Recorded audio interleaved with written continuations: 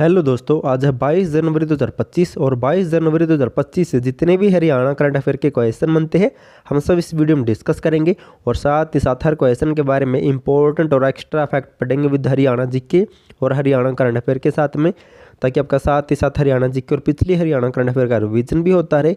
अगर आपको इसकी क्विज लगानी तो डिस्क्रिप्शन में टेलीग्राम का लिंक मिल जाएगा, उसे ज्वाइन कर सकते हैं। तो सेशन को शुरू करते हैं। सबसे पहले दोस्तों कल वाली हरियाणा करंट अफेयर का रिवीजन कर लेते हैं। क्वेश्चन नंबर 1 है, हाल ही में अभिनेता जयदीप अहलावत चर्चा में है, इनका हरियाणा के किस जिले से संबंध है? तो जयदीप अहलावत दोस्तों रोहतक जिले से बिलोंग करते हैं और रोहतक के भी खरकड़ा गांव के रहने वाले हैं और हाल ही में पाताल लोक वेब सीरीज के कारण ये चर्चा में है। इंपॉर्टेंट पॉइंट है, नोट कर लेना आपको। नेक्स्ट है, हरियाणा सरकार ने कितनी आंगनवाड़ी केंद्रों को सक्षम आंगनवाड़ी केंद्रों के रूप में विकसित करने का लक्ष्य रखा है? तो हाल ही में हरियाणा सरकार ने अगले 5 सालों में 10,000 आंगनवाड़ी केंद्रों को सक्षम आंगनवाड़ी केंद्रों के रूप में विकसित करने का लक्ष्य रखा गया है।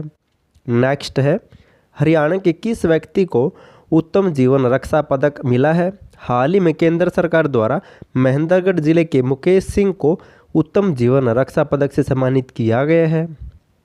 अब आज वाली हरियाणा करंट अफेयर डिस्कस कर लेते हैं। क्वेश्चन नंबर 1 है, हरियाणा राज्य में स्वच्छ भारत मिशन के तहत कब से कब तक विशेष स्वच्छता अभियान चलाया जा रहा है? तो हरियाणा में दोस्तों स्वच्छ भारत मिशन के तहत 1 जनवरी से 31 जनवरी 2025 तक विशेष स्वच्छता अभियान चलाया जाएगा। स्वच्छ भारत मिशन के तहत हरियाणा राज्य में 1 जनवरी से 31 जनवरी 2025 तक विशेष स्वच्छता अभियान चलाया जाएगा, ताकि दोस्तों हरियाणा को स्वच्छ किया जा सके। अब इनसे मिलते जुलते कुछ और मोस्ट इम्पोर्टेंट पॉइंट डिस्कस कर लेते हैं।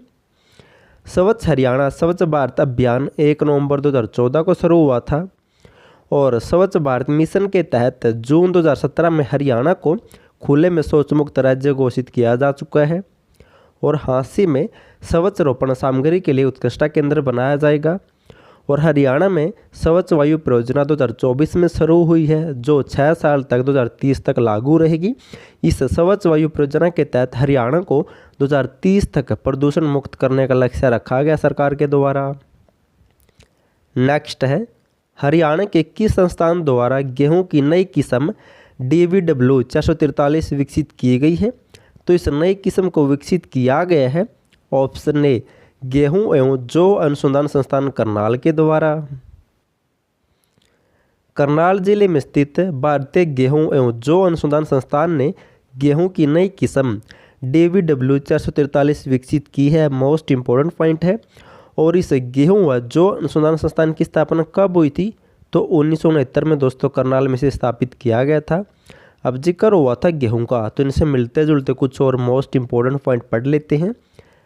हरियाणा में सबसे ज़्यादा गेहूं होती है सिरसा जिले में और हाल ही में फतेहाबाद जिले के गांव कुकड़ावाली के प्रोफेसर केसी बंसल को विश्व विज्ञान अकादमी फेलो सम्मान 2025 मिला है और ये गेहूं से संबंधित है।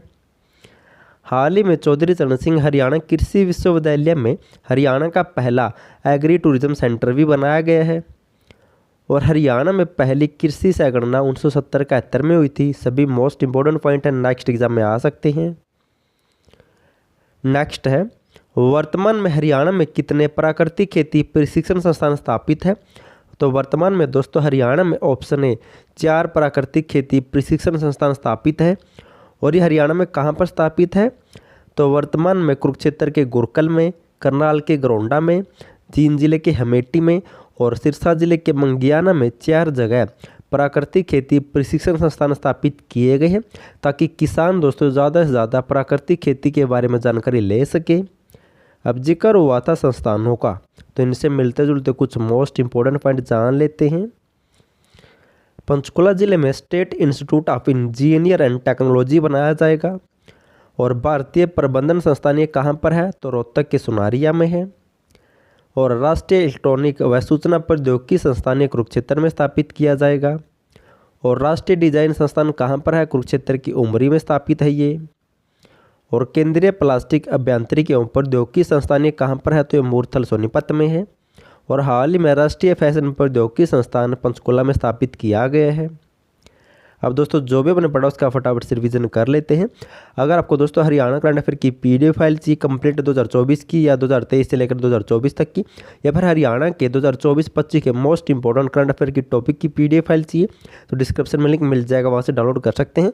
या फिर आपको बैनर दिख रहा होगा, इसके ऊपर एक व्हाट्सएप नंबर है, उसके ऊपर मैसेज करके भी आपको PDF फाइल मिल जाएगी विद इंपॉर्टेंट और एक्स्ट्रा फैक्ट के साथ में, जैसे हम डेली करते हैं। क्वेश्चन नंबर 1 है, हरियाणा राज्य में कब से कब तक विशेष स्वच्छता अभियान चलाया जा रहा है?